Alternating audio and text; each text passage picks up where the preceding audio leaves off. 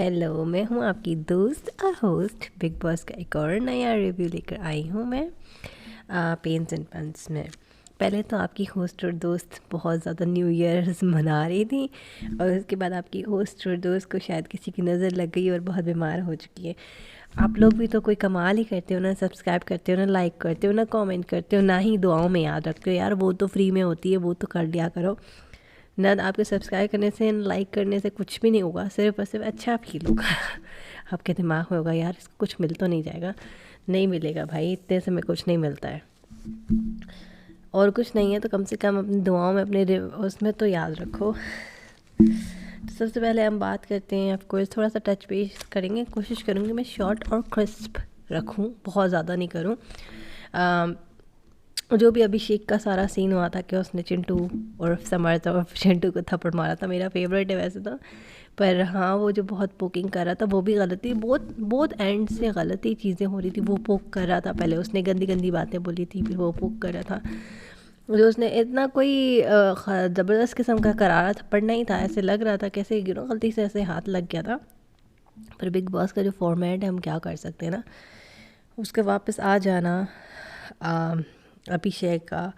और सलमान खान को जो है, सलमान खान को कन्विंस करना सब लोगों को कि देखो मेंटल हेल्थ का, हमें ना किसी का मजाक नहीं उड़ाना चाहिए, मेंटल हेल्थ का नहीं मजाक उड़ाना चाहिए। और क्या था, हाँ, पोकिंग पोकिंग से रिलेटेड सारी बात है कि वो इतना पोक कर रहा है, इतना पोक कर रहा है, तो ये हो गया। वेल सलमान सर, मेरे अगर किसी ने पुराने एपिसोड सुने होंगे तो मैंने उस पर कितना ज़्यादा मेंटल हेल्थ के बारे में बात किया था। जब वो अनुराग की बात चल रही थी, जब हमारी खानज़ादी की बात चल रही थी, तो मेंटल हेल्थ के बारे में मैंने बहुत बात की थी कि देखो उसको, उसका भी एक ट्रिगर्ड वर्ड है अनुराग का, ब्रोस देना, और उसके बारे में कॉन्स्टेंटली बोला जा रहा है। और सलमान खान समझ नहीं रहे हैं, सलमान सर नहीं समझ रहे हैं। इवन दो उसके भी पास की चीज़ें एक दो को पकड़ के और बोलना शुरू कर दो, 10 बार अगर एक चीज़ को आप बोलो तो वो नरेटिव सेट हो जाता है। अगर कोई, देखो अगर कोई इंसान पागल नहीं है, उसे रखो कि तुम तो पागल हो, तुम तो पागल हो, अनलेस एंड अनटिल उसको खुद सेल्फ कॉन्फिडेंस है, खुद अपने आप के बारे में क्या सोचता है। हाँ, एक गलत फहमी भी होती है, गलत ही सोच रहा है, लेकिन खुद अपने आप, खुद उसको पता है कि क्या है, तो अलग बात है। वरना एक नॉर्मल आदमी को भी बहुत इजीली पागल बनाया जा सकता है कि 10 लोग मिल के प्लान करके उसको, तुम पागल हो, तुम पागल हो, तुम पागल हो, तो वो 2 सेकंड के लिए सोचेगा शायद मैं पागल हूँ, अनलेस एंड अनटिल वो ये सोचे कि वो 10 लोग आपस में मिले हुए हैं, उनके पास कोई अपना हिडन एजेंडा या कुछ मोटिव हो सकता है। इस तरह से अनुराग दुबेल के साथ भी एग्जैक्टली ऐसा हो रहा था। एक खानदादी के साथ इतना नहीं था, पर अनुराग के साथ ऐसा हो रहा था कि उसकी क्रिएटिव टीम्स, सलमान खान नाम लूँगी डेफिनेटली, वो पार्ट हैं टीम का, घर के बहुत सारे मेंबर्स जो हैं जेलस जो थे, उसको वो बहुत ज़्यादा वो करते थे, और वो अपने आप को बड़ा दिखाने के लिए फिर बोलता था कि हाँ मेरे पास फॉलोअर्स हैं, मेरे पास ब्रोस है। लेकिन वो उसके ट्रिगर था या वो डरता था, और इसलिए वो सारी चीज़ें बोलता था, शोर से भी लड़ाई करता था। तो तब सलमान सर को ये बात समझ नहीं आ रही थी। खानज़ादी कह रही थी कि ये मेरा ट्रिगर है, कि मुझे बैक का इशू था जिसकी वजह से मैं फ्यू मंथ्स के लिए पैरालाइज हो गई थी। मुझे अच्छा नहीं लगता बार बार ये सारी बातें लाई जाती है, इवन दो लाइक वो घर के अंदर लेके आई। इसी तरह से अभिषेक और ये लोग जो सारी चीज़ें लेके आए, वो उसका ट्रिगर पॉइंट, ठीक है, आई गेट इट, उसका है, सबका ट्रिगर पॉइंट होता है, सबके वीक पॉइंट्स होते हैं, कोई वो तो नहीं है क्या कहते हैं, पत्थर जो नहीं है, थोड़ा बहुत पत्थर के पास भी थोड़ा बहुत दिल कहते हैं होता है, बस लोग अपने हर्ट को शो नहीं करते, समझते कि हम अपने दिल में हमारे जो है वीक पॉइंट हम देंगे तो लोग हमें उसी पे अटैक करेंगे, तो लोग फील नहीं कर, बताते नहीं कि कैसा हम फील कर रहे हैं। जबकि आई थिंक कभी कभी बता देना चाहिए कैसा फील करें, इससे ऐसा पता चलता है कि जो सामने वाला इंसान है वो ज़िंदा है, उसके पास दिल है, वो मुर्दार नहीं है, मरा हुआ नहीं है। कभी कभी अपनी ट्रू फीलिंग्स शो करनी चाहिए इंसान को। ट्रू फीलिंग्स जो शो करता है वही इंसान लगता है जो अपने आप को फेक रखता है या ऐसे फील करता है कि उसको फ़र्क नहीं पड़ता, वो एक मुर्दार, एक मरा हुआ इंसान लगता है। बहुत ज़्यादा हमने बात कर ली वीकेंड के बारे में, और डबल स्टैंडर्ड्स, बिग बॉस के डबल स्टैंडर्ड्स के बारे में कि कन्वीनियंटली किसी की मेंटल हेल्थ को एम्फोसाइज़ करते हैं और कन्वीनियंटली किसी की मेंटल हेल्थ को नहीं एम्फोसाइज़ करते। उनको अभिषेक को घर में लेके आना था तो वो हर तरह से कन्विंस करने की कोशिश कर रहे थे, और जब उनको बाहर निकालना था खानज़ादी और अनुराग को, तो उनकी मेंटल हेल्थ को जो है वो ओवरलुक किया जा रहा था। Sorry about this. हम बात करेंगे सबसे पहले आज विकी की पूरा जो विकी ने ड्रामा रचा फालतू फालतू वर्ड पे, जब जब उस टास्क मनवर और अंकित, मनवर वो जो टास्क था फालतू वाला जो बताना था कि विकी और मनवर में से कौन फालतू है, जिस पे अंकिता जो विकी की मिसेज हैं उन्होंने बोला कि विकी फालतू मुद्दों में घुसते हैं। जो विकी जो है सक्सेसफुल बिजनेसमैन, ऑफ कोर्स उनके फैमिली में लेगेसी ये रन करता है सक्सेसफुल डायमंड्स का और इसका उसका बिजनेस, तो उनसे वो बर्दाश्त करके उनकी वाइफ ने कैसे बोल दिया। और वो बार बार कन्विंस करते रहे कि मुनव्वर जो स्टैंड ले रहा है गलत ले रहा है। फिर वो बोलते रहे कि मुनव्वर और अंकिता को कि तुमने अभिषेक को वापस घर के अंदर आने दिया है ना, इसकी वजह से अब ये सारी बदतमीजियाँ कर रहा है। कंटिन्यूसली वो बोलता रहा। उसके बाद हमें ये भी नज़र आया कि मनारा भी हर जगह जाते जाते जा के बोलने लगी कि मुनव्वर ये सब कुछ क्यों कर रहा है अंकिता के लिए, इसका गेम प्लान, इसके पास कोई प्लान नहीं है, इसके पास कुछ भी नहीं है। कभी कभी मुनव्वर जो अंकिता से रिलेटेड चीज़ें कर रहा था, और I don't know why Vicky को इतना बुरा लग रहा था, ऑब्सेस्ड और जेलस साउंड कर रहा था वो, हालांकि बोल नहीं रहा था, लग रहा था। मुनव्वर मुझे फॉर सम रीज़न थोड़ा थोड़ा फेक लगता है।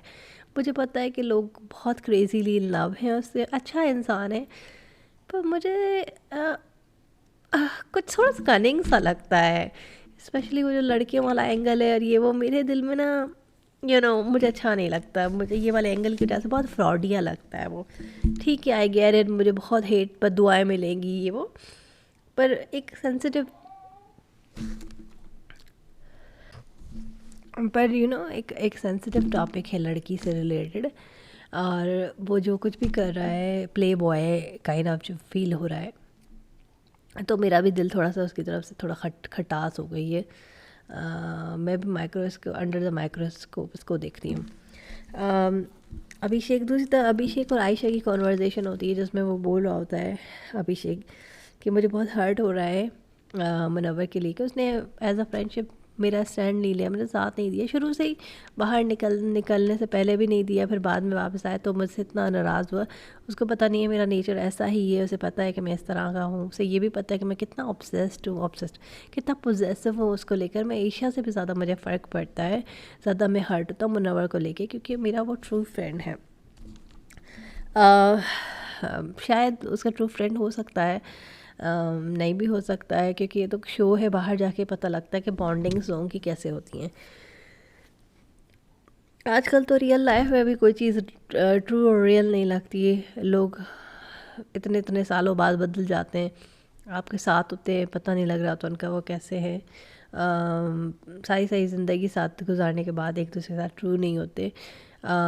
तो ये तो एक शो है जिसमें पैसे मिल रहे हैं और काम कर रहे हैं वो लोग, टीवी के लिए कर रहे हैं, फेमस होने के लिए कर रहे हैं, और बाहर निकल जाएंगे तो क्या चीज़ ट्रू है क्या नहीं है। कुछ लोगों को बहुत कंट्रोल होता है अपने हर चीज़ पे, तो हो सकता है कुछ लोग फेक करते हो, कंट्रोल के साथ करते हो। ईशा और समर्थ की फ़ाइट होती है, जिसमें समर्थ को बहुत गुस्सा आता है कि ईशा बात करी होती है अभिषेक से और सब चीज़ें, उससे बहुत बात करने की कोशिश करती, मनाने की कोशिश करती हो, कहता है कि मुझे अकेला छोड़ दो।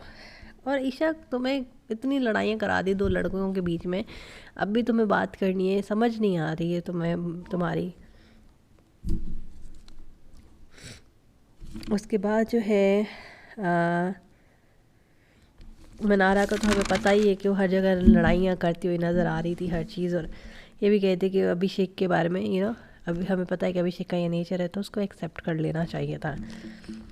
और दूसरी जानब हमें वही आयशा और मुनव्वर एक दूसरे से बातें करते हुए, फ्लर्ट करते हुए एक दूसरे से नज़र आते रात के 3 बजे तक। सो ईशा और मनारा भी जो है क्या कहते हैं मजाक उड़ा रही होती है कि भाई ये क्या है ना, एक लड़की के साथ इतना सब कुछ हो गया, और एक लड़का है उसके बारे में एक लड़की इतना सब कुछ बोल रही है, स्टिल लाइक वो नॉर्मल कैसे हो सकता है। उसके बाद जो है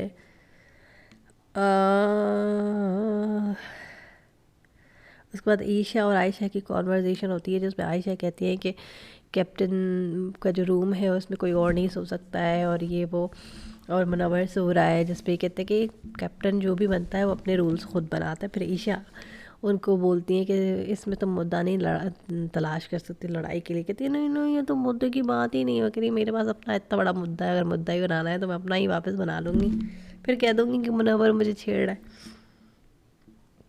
दूसरी तरफ हमें जो है अंकिता काफ़ी जेलस नज़र आती है मनारा से, और विकी को कहती है कि मुझे अच्छा नहीं लगता तुम मुझसे बात करते हो ये वो, और विकी कहता है वजह क्या है, वजह क्या है बताओ तो सही, और उसको बहुत तंग करता है। फिर आखिर रोना शुरू कर देती है। विकी भी तुम बेटा दूध पीते हो, काके बच्चे तो हो नहीं, उसकी इतनी बड़ी तुम्हारी बेगम की लड़ाई हुई थी ना मनारा से, तो इसलिए वो कहती मुझे अच्छा नहीं लगता। और वो भी सुनना चाह रहा था उसके मुंह से। मुनव्वर बहुत अच्छा एक्टिंग करता है कि मुझे बताओ ना मम को क्या बुरा लग रहा है, ताकि मैं वही करूँ जो तुम्हें बुरा लग रहा है। सो इससे पता लगता है कि विक्की पहले पूछता है कि क्या क्या बात है, क्यों बुरा लग रहा है, क्यों रो रही हो, और फिर बाद में वही वही चीज़ करता है जिससे अंकिता को हर्ट हो। उसको इमोशनली डैमेज किसी को करना होता है ना, तो इस तरह से करते हैं उसको, जो चीज़ ना पसंद आए वही करो। ये भी एक तरह की साइकोलॉजी है कि अगर किसी को मेंटली तौर पे ट्रॉमा देना है या इमोशनली हैंडीकैप बनाना है या ख़ुद से कम रखना है, प्रेशराइज़ करना है, दबा के रखना है, अपने नीचे रखना है, तो उसके सारे वीक पॉइंट्स को बार बार करते जाओ ताकि वो उसको ट्रिगर होता रहे। उसको कम रखो, उसको इमोशनली अब्यूज़, इसे कहते हैं इमोशनली अब्यूज़ करना, जो विकी अंकिता के साथ करते हैं कि वो हर चीज़ करते हैं जो उनको अच्छी नहीं लगती। फिर उनसे पूछते हैं कि तुम्हें क्या है, मैं वो नहीं करूँगा, फिर पूछते हैं क्या नहीं करना, फिर एग्जैक्टली सेम चीज़ वो करते हैं जो वो कहती है नहीं करना है। तो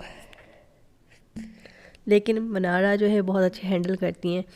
फिर वापस विकी और अंकिता की सुलह सफाई हो जाती है, जिस पे बाद में अंकिता जाके और मनारा को कहती कि देखो it's not about you, it's about Vicky के बारे में, क्योंकि वो मुझे तो कोई अटेंशन देता ही नहीं है।